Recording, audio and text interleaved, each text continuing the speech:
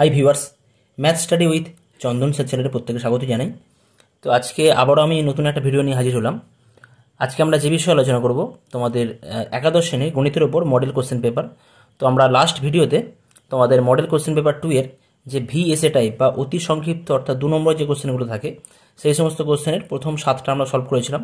তো আজকের ভিডিওতে আমরা মডেল কোশ্চেন পেপার 2 এর ভিএসএ টাইপ যে বাকি যে কোশ্চেনগুলো ছিল সেই সমস্ত কোশ্চেনের সমাধান করব। মডেল কোশ্চেন পেপার 2 একাদশ শ্রেণী গণিতের ওপর আমরা তোমাদের যে পার্ট এ ছিল সেখানে আমরা এমসিকিউ অর্থাৎ গ্রুপ এর যে কোশ্চেনগুলো আছে সেই সমস্ত কোশ্চেন নিয়ে আলোচনা করেছিলাম এবং গ্রুপ বি আমরা শুরু করেছিলাম মডেল কোশ্চেন পেপার 2 এর পার্ট 2 এ। তো লাস্ট আমরা করেছিলাম গ্রুপ বি এর 2 এর দাগের বি এর কোশ্চেন নাম্বার 3 পর্যন্ত, রোমান 3 পর্যন্ত করেছিলাম। আজকে আমরা রোমান 4 থেকে কন্টিনিউ করব। তো বি এর দাগের রোমান 4 কি দেওয়া আছে দেখো। যদি দুটি ভিন্ন ধনাত্মক সংখ্যা এ ও বি এর গুণোত্তরীয় মধ্যক জি হয় তবে দেখাও যে 1/g - a plus 1/g - b equal to 1/g হবে। তো এখানে আমাদের কি দেয়া আছে, দুটি ভিন্ন ধনাত্মক সংখ্যার এ ও বি এর গুণোত্তরীয় মধ্যক জি। তাহলে আমরা এখান থেকে বলতে পারি যে A B equal to G square হবে, তাই না? কারণ কি, যেহেতু এ ও বি এর গুণোত্তরীয় মধ্যক জি, তাহলে আমরা বলতে পারি A B equal to G square.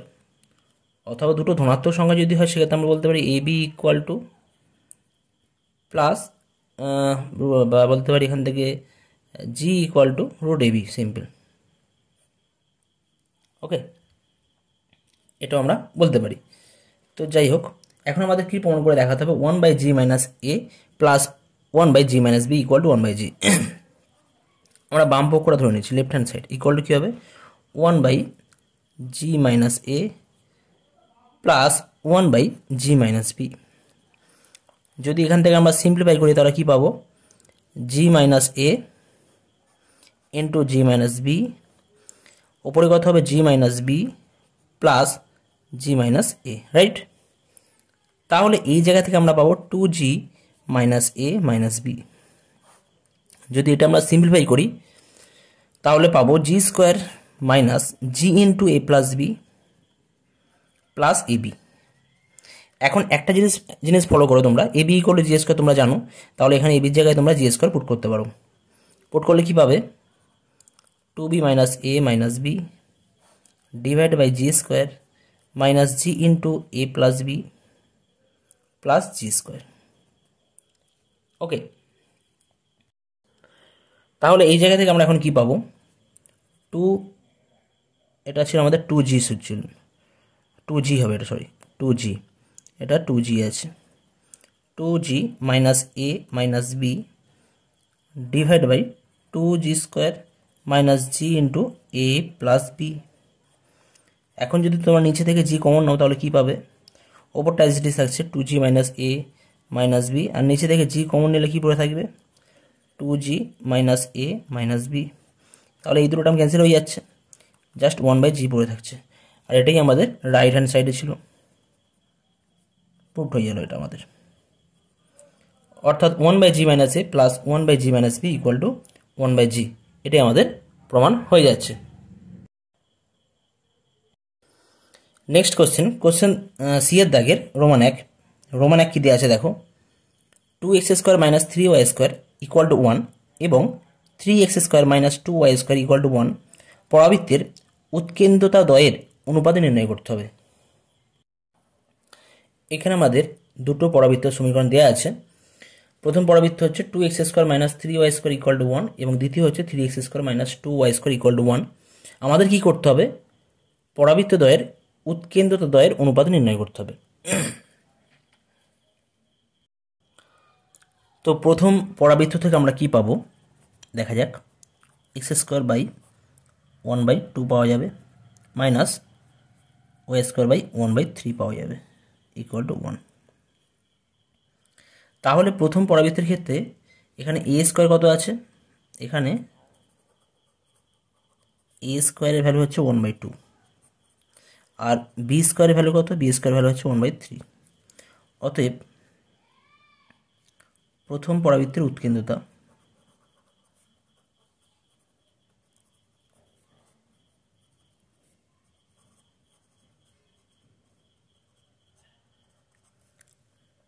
E1 equal to, আমরা বলতে পারি আমাদের ফর্মুলা দেওয়া আছে, পরাবৃত্তের ক্ষেত্রে ফর্মুলা হয় 1 plus b square by a square, right.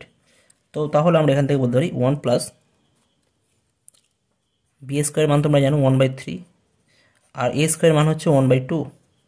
তাহলে এই জায়গা থেকে যদি আমরা সিম্পল ক্যালকুলেশন করি তাহলে কী পাবো, 1 প্লাস 2/3, তাহলে এটা হয়ে যাবে √5/3, √5/3, অর্থাৎ প্রথম পরাবৃত্তির উৎকেন্দ্রতা হয়ে যাবে √5/3। তো একইভাবে তোমরা দ্বিতীয় যে পরাবৃত্তি দেওয়া রয়েছে তার সমীকরণ থেকে তোমরা উৎকেন্দ্রতা E2 নির্ণয় করতে পারবে, সেটা তোমরা পাবে √5/2, √5/2। তাহলে আমরা বলতে পারি অতএব E1 E2 বলা আছে যে প্রথম ও দ্বিতীয় পরাবৃত্তের উৎকেন্দ্রতার অনুপাত নির্ণয় করতে হবে, সেই হিসাবে আমরা বলতে পারি E1 E2 ইকুয়াল টু হয়ে যাবে আমাদের √5/3 √5/2। যদি এখান থেকে আমরা বোথ সাইড আমরা √6/5 √5 দিয়ে গুণ করতে পারি, করলে জাস্ট এখান থেকে তোমরা এটা পাবে √2 √3 পাওয়া যাবে, ঠিক আছে। ক্যালকুলেশন করবে এখান থেকে, ক্যালকুলেশন করলে সিম্পল √2 √3 পাওয়া যাবে। তাহলে আমাদের এখানে আমাদের রেশিও হয়ে যাচ্ছে কত, √2 √3। নেক্সট আসছি আমরা সি এর দাগের রোমান 2। সি এর দাগের রোমান 2 কী দেওয়া আছে দেখো, -2, 4, 7 এবং 3, -5, 8 বিন্দুদ্বয়ের সংযোজক রেখাংশ YZ সমতল দ্বারা কী অনুপাতে বিভক্ত হয় সেটা আমাদের নির্ণয় করতে হবে। এখানে আমাদের কোন কোন বিন্দু দেওয়া আছে, -2, 4, 7 এবং 3, -5, 8, আর কোন সমতলের কথা বলা হয়েছে না, YZ সমতলের কথা বলা হয়েছে। আর কি বলা হয়েছে না, যে এই YZ সমতল এই প্রথম বিন্দু এবং দ্বিতীয় বিন্দুর সংযোজক সরলরেখাংশে করে কী অনুপাতে বিভক্ত করতে হবে সেটা নির্ণয় করতে হবে, তাই তো। তো আমরা ধরে নিচ্ছি যে এত এবং এত বিন্দুদ্বয়ের সংযোজক সরলরেখা YZ সমতল দ্বারা m:n অনুপাতে অন্তর্বিভক্ত হয়।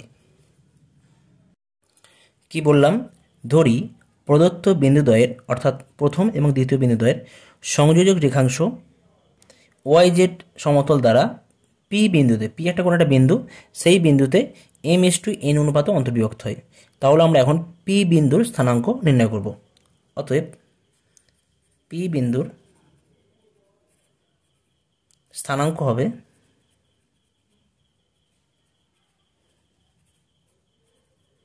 কত হবে, আমাদের ফর্মুলা কী হয়, -2 × n -2 × n m × 3 plus 3 × m by m plus n।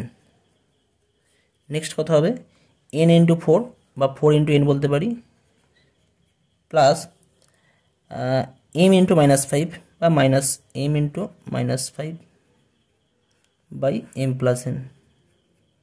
তাহলে এক্স কোঅর্ডিনেট হলো, ওয়াই কোঅর্ডিনেট আর জেড কোঅর্ডিনেট একইভাবে পাবো, কত না 7 × n 7n আর 8m প্লাস 8m। তোমরা ফর্মুলা জানো, ফর্মুলা তোমরা নিশ্চয়ই জানো, সেখান থেকে আমরা এটা পাবো।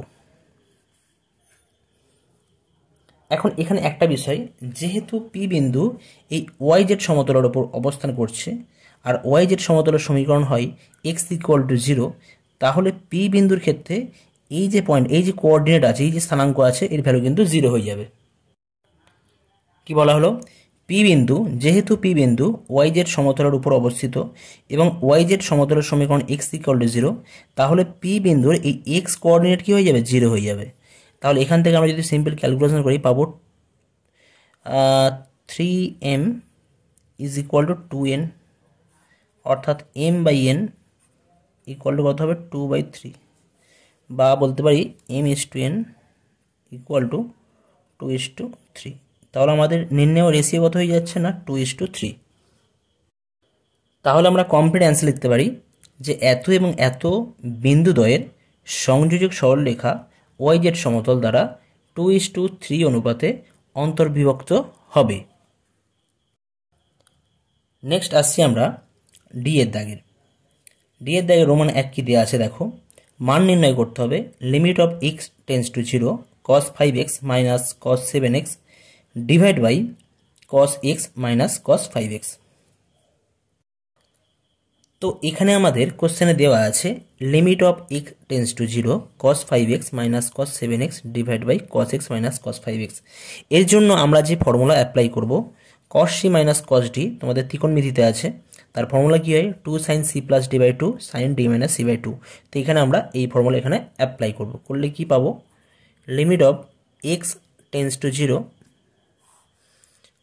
কত ফর্মুলা আছে 2 sin, আমি একেবারে করছি c প্লাস d বাই 2 মানে 5x plus 7x by 2, 5x plus 7x মানে 12x পাবো, 12x বাই 2 করলে 6x পাওয়া যাবে, right, into sine d minus c by 2 মানে সাইন d মাইনাস c মানে কত হবে 7x minus 5x, 7x minus 5x 2x, 2x by 2 করলে জাস্ট x পাবো, রাইট।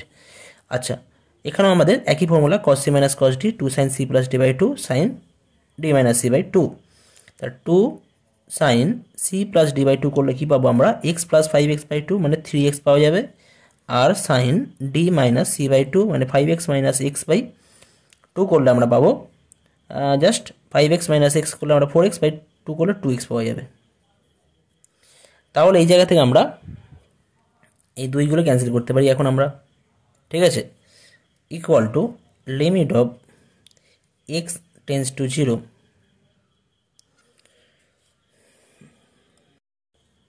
কি করব আমরা এখান থেকে সাইন 6x কে আমরা 6x দিয়ে ভাগ করছি, আর পাশে আমরা একটা 6 রাখছি ইন্টু 6 6।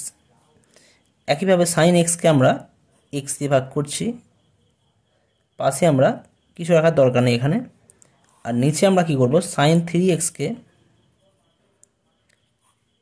3x দিয়ে ভাগ করছি, উপরে আমরা 3 রাখছি, আর সাইন 2x কে আমরা 2x দিয়ে ভাগ করলাম, পাশে 2 রাখলাম, রাইট। দেখো তার মানে উপরে আমরা x স্কয়ার দিয়ে ভাগ করেছি, লবকে আমরা x স্কয়ার দিয়ে ভাগ করছি, হরকেও আমরা x স্কয়ার দিয়ে ভাগ করছি, দুটো ক্যান্সেল হয়ে যাচ্ছে, আর 6 এর জন্য 6 ক্যান্সেল হয়ে যাবে, 3 এর জন্য 3 ক্যান্সেল হয়ে যাবে, জাস্ট সাজিয়ে নিলাম আমরা ফর্মুলা অ্যাপ্লাই করব বলে। তাহলে এখান থেকে লিমিটের ক্ষেত্রে 4টে লিমিট আলাদা আলাদা আমরা নিতে পারি, নিলে কী হবে limit of x tends to 0 sine 6x by 6x into 6 পাবো, আর কত হবে limit of x tends to 0 sine x by x, নিচে আমরা কি পাবো limit of x tends to 0 sine 3x by 3x, পাশে 3 পাওয়া যাবে, into limit of x tends to 0 sine 2x by 2x into 2 পাওয়া যাবে। এখন তোমরা জানো যে limit of x tends to 0 sine x by x এর ভ্যালু সবসময় 1 হয়, তো সেই হিসেবে যদি x টেন্স টু 0 হয় তাহলে 6x টেন্স টু 0 হবে, ন্যাচারালি হবে, তাই না। তো সেই জায়গা থেকে আমরা বলতে পারি যে এটার ভ্যালু কিন্তু হয়ে যাবে limit of x tends to 0 বা limit of 6x tends to 0 sine 6x by 6x value 1 হবে এটা, ওকে। পাশে 6 পড়ে থাকবে as it is, into limit of x tends to 0 sine x by x এর ভ্যালু কিন্তু 1 হয়ে যাবে। একইভাবে limit of x tends to 0 sine 3x by 3x এর ভ্যালু হবে 1, পাশে 3 পড়ে থাকছে, এখান থেকে সাইন 2x বাই 2x এর ভ্যালু হবে 1 ইন্টু 2 পড়ে থাকবে। এখানে তোমরা ইউ ভি আর ডাব্লু ধরে কাজ করতে পারতে, এখানে ইউ ধরে নিতে পারতে, এখানে ভি ধরতে পারতে, এখানে ডাব্লু ধরে করতে পারতে, বা সিম্পল করতে পারো। 2 নম্বরের কোশ্চেন তো বেশি লেখার দরকার নেই, পাশে জাস্ট ফর্মুলা লিখে দেবে, যেহেতু আমরা জানি limit of z tends to 0 sine z by z always 1 হয়, আমরা এই ফর্মুলা এখানে অ্যাপ্লাই করেছি। তো যাই হোক, তাহলে অ্যান্সার কত হয়ে যাচ্ছে 3 দিয়ে কাটলে 6 কেটে যাচ্ছে, জাস্ট এক অ্যান্সার হয়ে যাচ্ছে আমাদের। নেক্সট আসছি আমরা ডি এর দাগের রোমান 2। রোমান 2 কি দিয়ে আছে দেখো, y e two the power x equal to x হলে দেখাতে হবে x dy dx plus x minus 1 into y equal to 0। এখানে কোশ্চেনে কি দেওয়া আছে y e two the power x equal to x হলে দেখাতে হবে যে x dy dx plus x minus 1 into y equal to 0। তো আমরা প্রথমে কি করব, এই যে ইকুয়েশন দেওয়া আছে এর উভয় পক্ষে আমরা x এর সাপেক্ষে অবকলন করে পাবো। কি বললাম, উভয় পক্ষে x এর সাপেক্ষে অবকলন করে পাই, কি পাবো, প্রথমে আমরা কি করব আমি যদি D D x of y e two the power x equal to DD x of x হবে। তাহলে আমরা এখান থেকে কী পাবো, ওয়াইকে স্টপ রেখে যদি আমরা d d x of e to the power এক্সের ডেরিভেটিভ করি, ই টু দি পাওয়ার এক্সের ডেরিভেটিভ করলে পাবো আমরা ই টু দি পাওয়ার এক্সই পাবো। প্লাস নেক্সট আমরা কী করবো, ই টু দি পাওয়ার এক্সকে স্টপ রাখবো, রেখে আমরা ওয়াইয়ের ডেরিভেটিভ করবো এক্সের সাপেক্ষে। তো সেই জায়গা থেকে আমরা পাবো ডি ওয়াই ডি এক্স পাবো। আর এক্সের ডেরিভেটিভ করলে তোমরা 1 পাবে।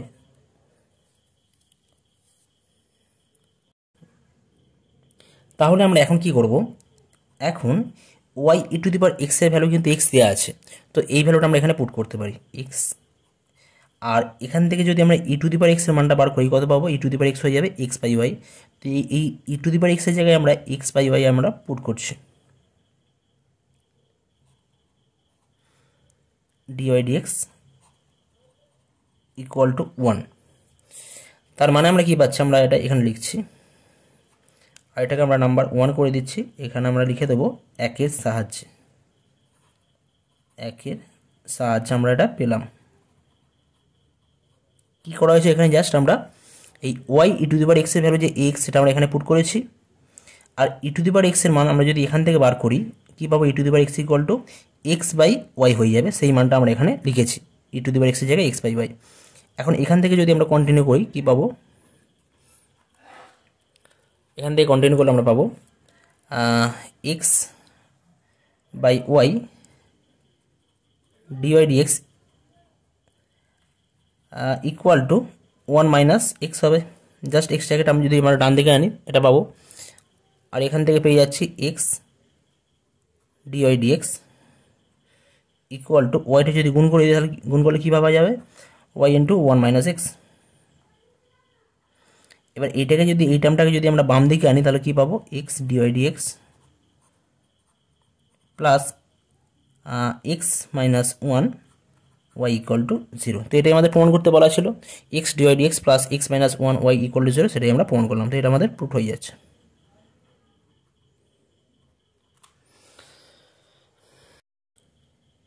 নেক্সট আসছি আমরা কোশ্চেন নাম্বার এর দাগের রোমান 1। রোমান 1 কি দেওয়া আছে, 3টি ছক্কা রোল করা হলো, ছক্কা তিনটিতে উপস্থিত সংখ্যা 3টির সমষ্টি 4 হওয়ার সম্ভাবনা কত নির্ণয় করতে হবে। 3টি ছক্কা রোল করা হলো, ছক্কা 3টিতে উপস্থিত সংখ্যা 3টির সমষ্টি 4 হওয়ার সম্ভাবনা নির্ণয় করতে হবে।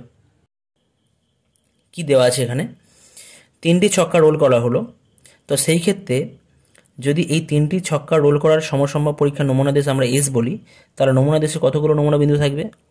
তোমরা জানো যদি আমরা একটা ছক্কাকে রোল করি তাহলে নমুনা বিন্দুর সংখ্যা হয় 6, 2টি ছক্কাকে রোল করলে নমুনা বিন্দুর সংখ্যা হয় 6 × 6 অর্থাৎ 6 স্কোয়ার। তাহলে যদি আমরা 3টি ছক্কাকে আমরা একসাথে রোল করি তাহলে নমুনা দেশে নমুনা বিন্দুর সংখ্যা হয়ে যাবে 6 × 6 × 6 অর্থাৎ 6 কিউব, 6 কিউব, বা আমরা বলতে পারি 6 6 36, 36 6 216। নেক্সট আমাদের কোশ্চেনে বলা আছে যে ছক্কা 3টিতে উপস্থিত সংখ্যা 3টির সমষ্টি 4 হওয়ার সম্ভাবনা নির্ণয় করতে হবে। তো সেই হিসেবে আমরা একটা ঘটনা ধরে নিচ্ছি, ধরি এ দ্বারা ছক্কা 3টিতে উপস্থিত সংখ্যা 3টির সমষ্টি 4 হওয়ার ঘটনা সূচিত হয়। তো ধরে নিচ্ছি, ধরি এ দ্বারা ছক্কার 3টিতে উপস্থিত সংখ্যা 3টির সমষ্টি 4 হওয়ার ঘটনা সূচিত হয়। তাহলে এই ঘটনার অন্তর্গত নমুনা বিন্দুগুলো আমরা দেখে নেব। এই ঘটনার অন্তর্ভুক্ত নমুনা বিন্দুগুলো কী কী হবে, কত দরকার, এখানে সমষ্টি 4 দরকার। তাহলে আমরা বলতে পারি প্রথম ছক্কায় যদি 1 পড়ে তাহলে দ্বিতীয় ছক্কায় আমরা 1 নিতে পারি এবং তৃতীয় ছক্কায় আমরা 2 নিতে পারি। প্রথম ছক্কায় 1 পড়লে দ্বিতীয় ছক্কায় আমরা 2 নিতে পারি, তৃতীয় ছক্কায় আমরা 1 নিতে পারি। ঠিক আছে, আরেকটা কি হতে পারে, যদি আমরা প্রথম ছক্কাতে 2 পড়ে দ্বিতীয় ছক্কাতে 1, তৃতীয় ছক্কায় 1, তাহলে প্রতি ক্ষেত্রে নমুনা বিন্দু হয়ে যাবে, মানে নমুনা যে আমাদের সংখ্যাগুলো পড়ছে তাদের সমষ্টি 4 হয়ে যাচ্ছে। বাকি কিন্তু আর কোনো সংখ্যা পাওয়া যায় বলে মনে হচ্ছে না। তো এখানে নমুনা দেশে 3টে সংখ্যাই থাকবে, 3টে আমাদের নমুনা বিন্দু থাকবে। তাহলে আমরা বলতে পারি নমুনা দেশে নমুনা বিন্দুর সংখ্যা n of a equal to কত হয়ে যাবে না 3 হয়ে যাচ্ছে। ওকে, তাহলে আমাদের যে কোশ্চেনে যে বলা আছে যে আমাদের ছক্কা 3টিতে উপস্থিত সংখ্যা 3টির সমষ্টি 4 হবার সম্ভাবনা ছক্কা তিনটিতে উপস্থিত সংখ্যা তিনটির সমষ্টি 4 হওয়ার সম্ভাবনা, probability of A equal to এই ঘটনার অন্তর্গত নমুনা বিন্দুর সংখ্যা আর আমাদের নমুনা দেশে নমুনা বিন্দুর সংখ্যা n of A by n of S. N of A কত আছে আমাদের 3 আছে, আর এন অফ এস 216 আছে। কাটাকুটি করলে এটা পাবো 1 এটা 72 যাবে। তাহলে আমাদের এখানে অ্যান্সার হয়ে যাচ্ছে কত 1/72, এখানে অ্যান্সার হয়ে যাচ্ছে। নেক্সট আসছি আমরা মডেল কোশ্চেন পেপার 2 এর গ্রুপ বি এর ইয়ের দাগের শেষ কোশ্চেন। রোমান 2, প্রথম n সংখ্যক স্বাভাবিক সংখ্যার ভেদমান নির্ণয় করতে হবে। এখানে আমাদের কোশ্চেনে কি করতে হবে, প্রথম n সংখ্যক স্বাভাবিক সংখ্যার ভেদমান নির্ণয় করতে হবে। তো তার জন্য আমরা কি করব, ধরে নেব আমরা ধরি x দ্বারা প্রথম n সংখ্যক স্বাভাবিক সংখ্যার সূচিত হয়। কি ধরে নিলাম আমরা, ধরি x দ্বারা প্রথম n সংখ্যক স্বাভাবিক সংখ্যা সূচিত হয়, অর্থাৎ x এর মান 1 2 3 4 5 6 এরকম করে n পর্যন্ত হবে। তাহলে আমরা এখান থেকে কি বার করব, প্রথম আমরা n সংখ্যক স্বাভাবিক সংখ্যার সমষ্টি বার করব। n সংখ্যক স্বাভাবিক সংখ্যার সমষ্টি বার করব। সামেশন অফ x, এই কথার অর্থ কি, আর x এর ভ্যালু আমাদের 1 থেকে n পর্যন্ত, ঠিক আছে।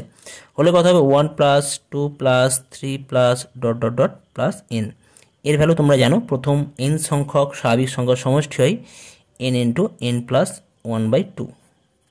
আরও একটা জিনিস আমরা বার করে রাখবো এখানে, আমরা summation of x square, x from 1 to n, এটা করলে তোমরা পাবে 1 স্কোয়ার, এক্সের জায়গায় 1 বসালে 1 স্কোয়ার, 2 বসালে 2 স্কোয়ার, 3 বসালে 3 square dot dot dot plus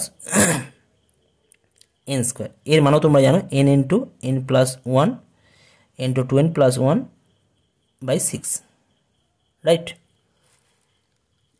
yes. এইগুলোকে আমরা অনেক সময় সিম্পল সামেশান অফ এক্স এই আকারেও লিখি।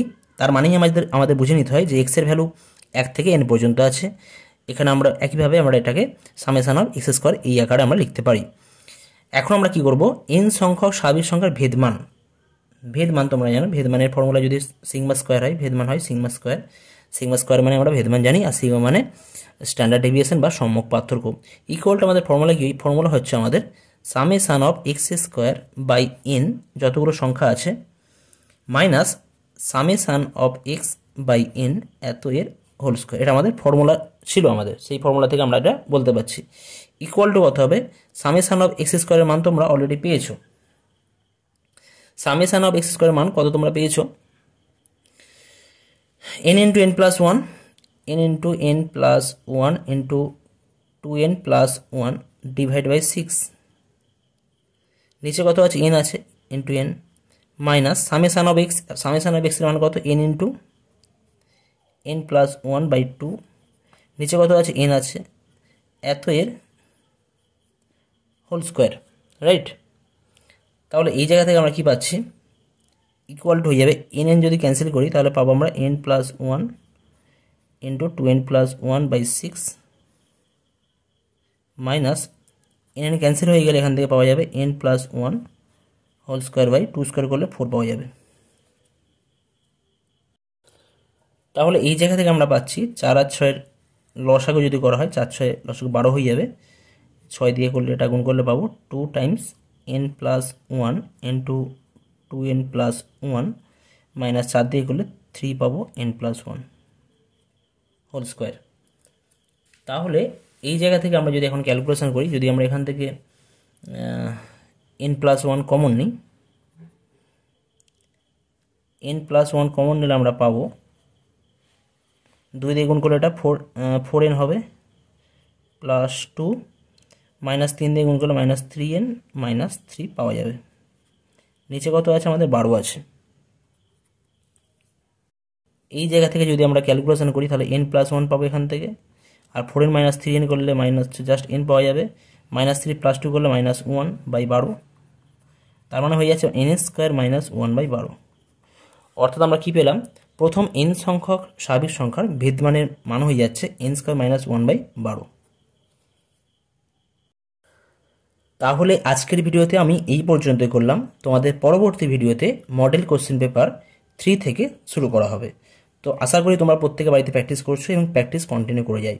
করে যাও। ওকে, আর একটা বিষয়, আজকের ভিডিও তোমাদের পছন্দ হলো তোমরা অবশ্যই কিন্তু লাইক, শেয়ার এবং কমেন্ট করো, এবং তোমাদের যে সমস্ত বন্ধু যারা আছে তাদেরকে অবশ্যই শেয়ার করো, যাদের প্রয়োজন তাদের কাছে অবশ্যই কিন্তু শেয়ার করতে থাকো। ওকে, আর অবশ্যই কমেন্ট করে জানাবে তোমাদের ভিডিও কেমন লাগলো অবশ্যই। ওকে, থ্যাংক ইউ সো মাচ।